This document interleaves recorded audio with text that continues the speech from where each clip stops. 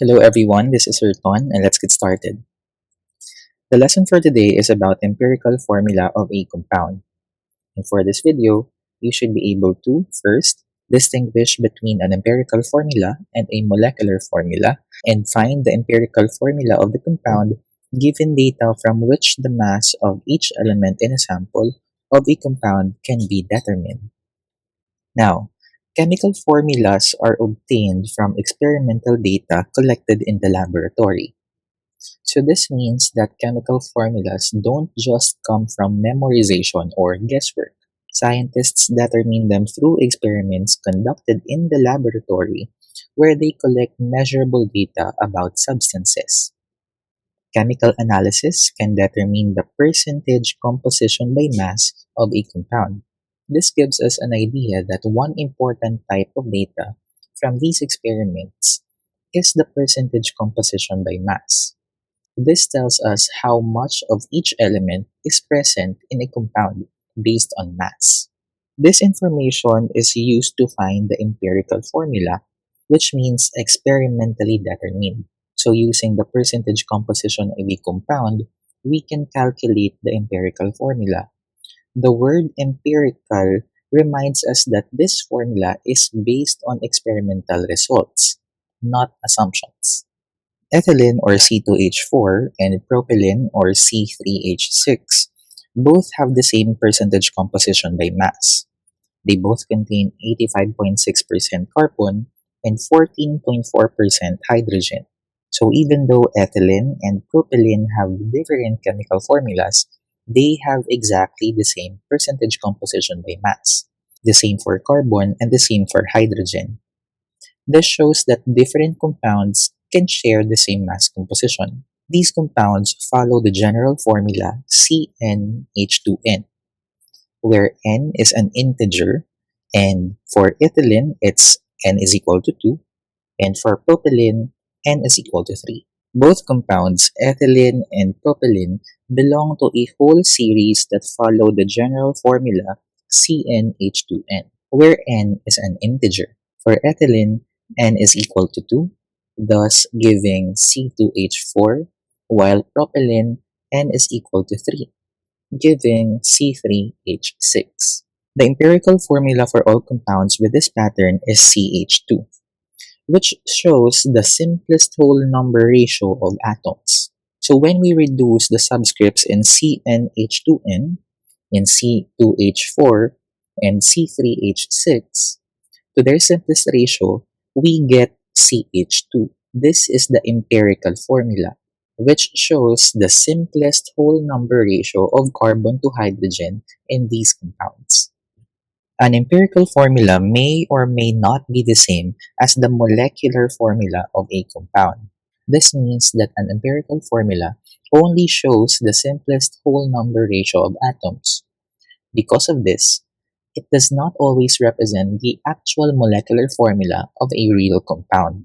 So for example, in N2O4 or dinitrogen tetroxide, the subscripts 2 and 4 share a common divisor of 2. Dividing both subscripts with 2 gives the empirical formula of NO2. And here's the important point. NO2 is the actual molecular formula of nitrogen dioxide, but it is only the empirical formula of dinitrogen tetroxide. So the same empirical formula can describe different substances.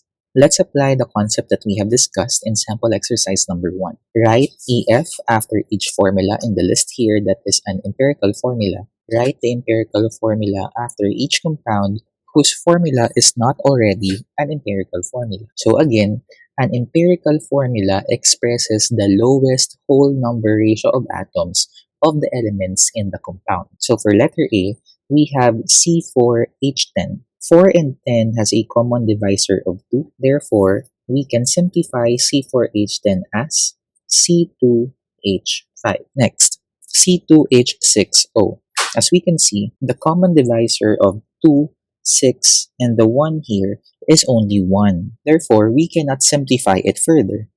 Thus, C2H6O is already an empirical formula. Next, for Hg2Cl2, as we can see, both mercury and chlorine atoms has subscripts of 2, and they both have a common divisor of 2. And when we divide both atoms with 2, you will have HgCl as the empirical formula. And lastly, C6H6, they both have a common divisor of 6. Therefore, its empirical formula is CH.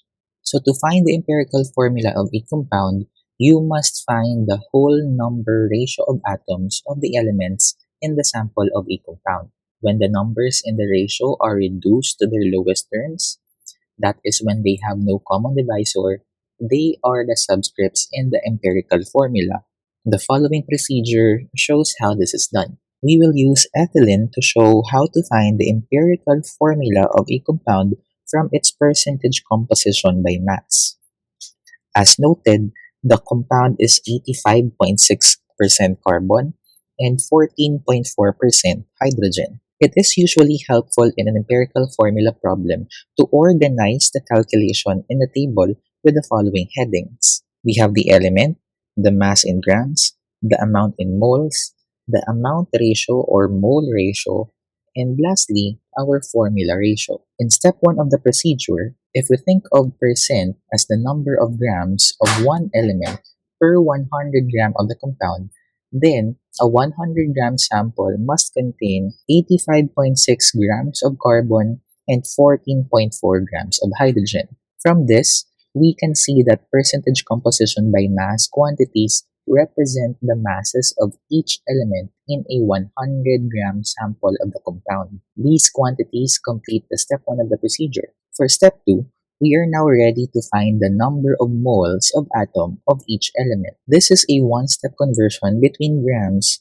to moles, using molar mass as our conversion factor. So in 85.6 grams of carbon, there are 7.13 moles of carbon. In 14.4 grams of hydrogen, there are 14.3 moles of hydrogen. In step 3, the ratio of these moles must be determined. This is most easily done by dividing each number of moles by the smallest number of moles. In this problem, the smallest number of moles is 7.13.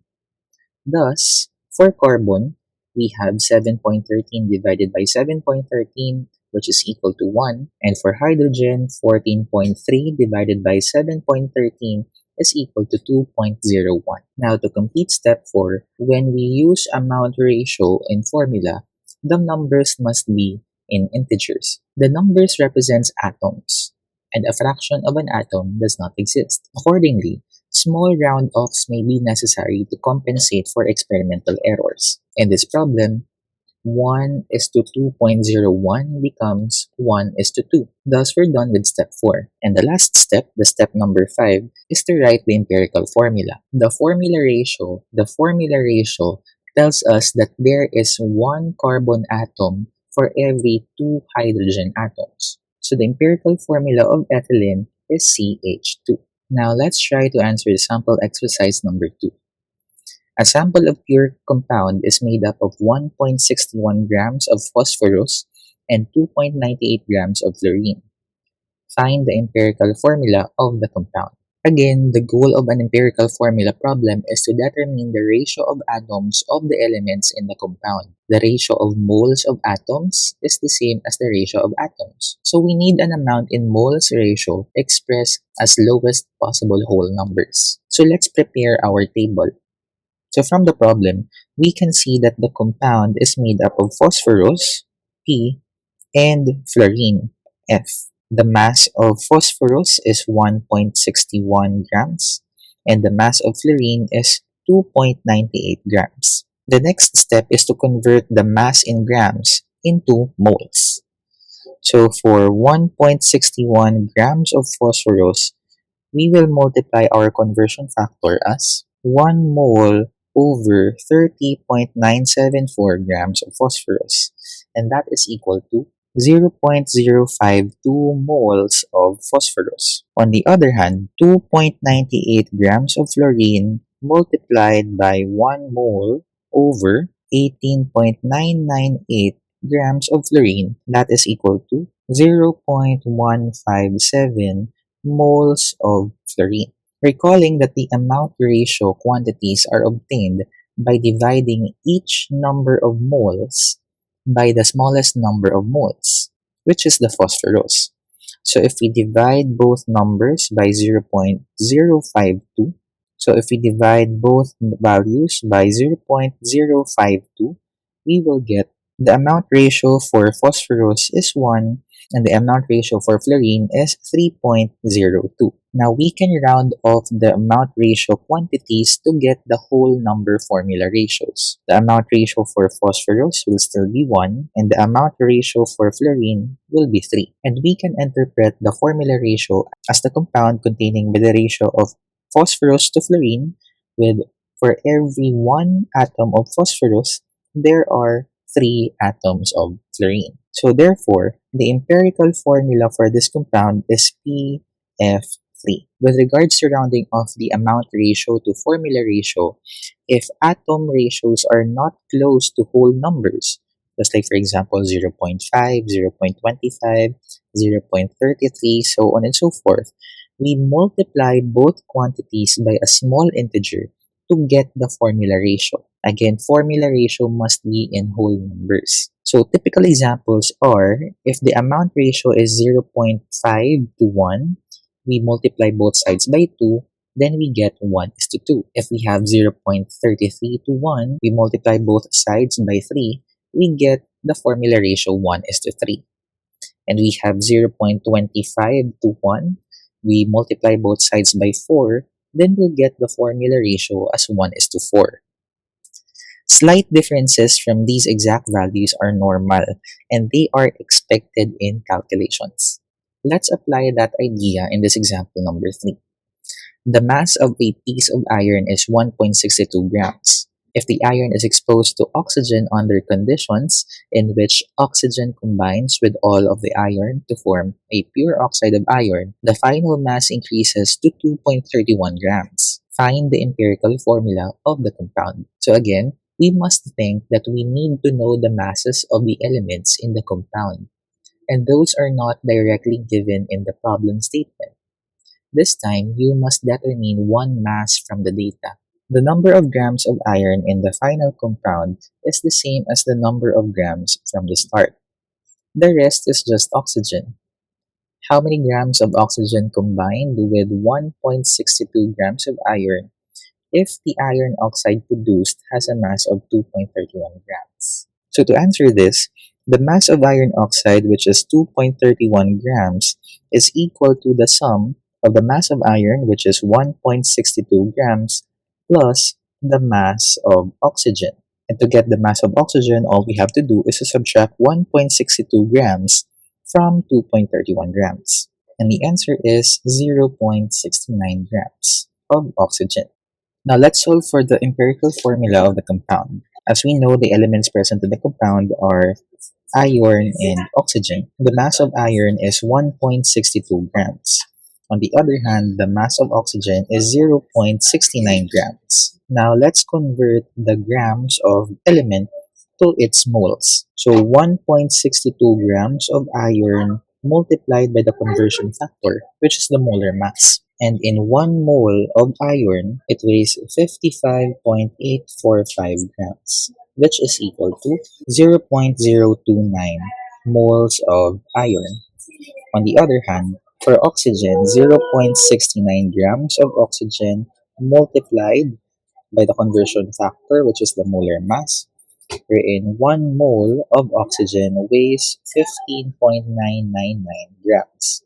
And this is equal to 0.043 moles of oxygen. Now, to solve for the amount ratio or the mole ratio, we have to divide both numbers by the smallest number, which is 0.029.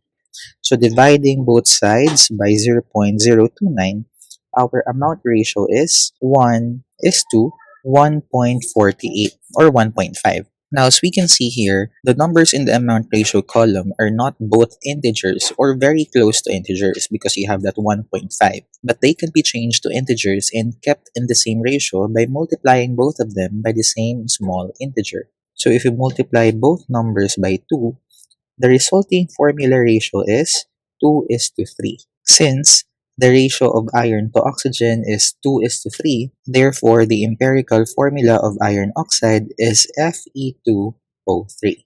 Now let's solve another exercise number 4. A compound is found to contain 20% carbon, 2.2% hydrogen, and 77.8% chlorine.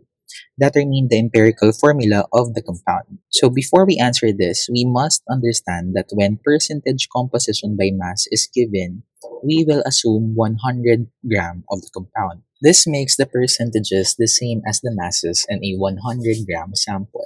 So let's set up our table and complete the problem. So based from the problem, the elements present are carbon, hydrogen, and chlorine. Since we are assuming 100 gram of a compound, the mass of each element is 20 grams for carbon, 2.2 grams for hydrogen, and 77.8 grams for chlorine. Now let's convert the mass of each element to number of moles.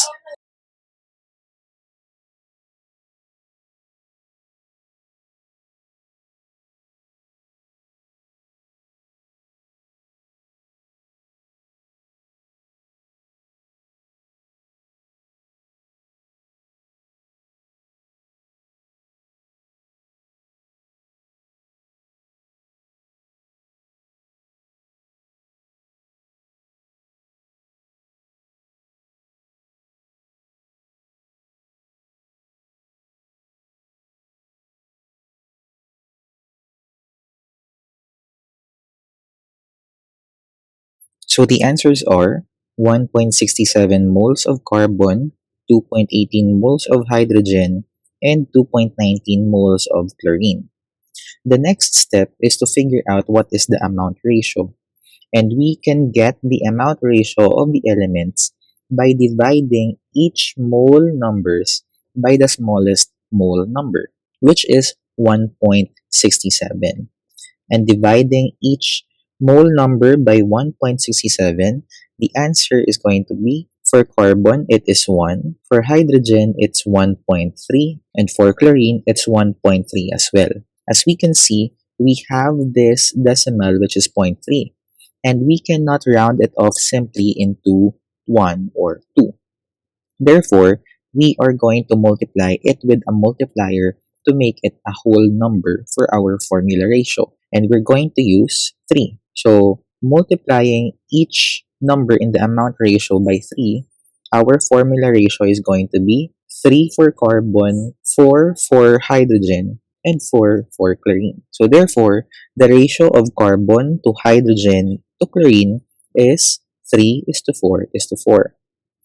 With that formula ratio, our empirical formula is going to be C3H4Cl4. In summary, an empirical formula shows the simplest whole number ratio of atoms of the elements in a compound. Empirical formulas are calculated from percentage composition data. They may also be calculated from the mass of each element in a sample of a compound. Empirical formulas may or may not be the actual molecular formulas of compounds. The molar mass of the compound is needed to determine the molecular formulas from empirical formulas. To determine an empirical formula, the following steps can be followed. That's it for now and see you in our next video.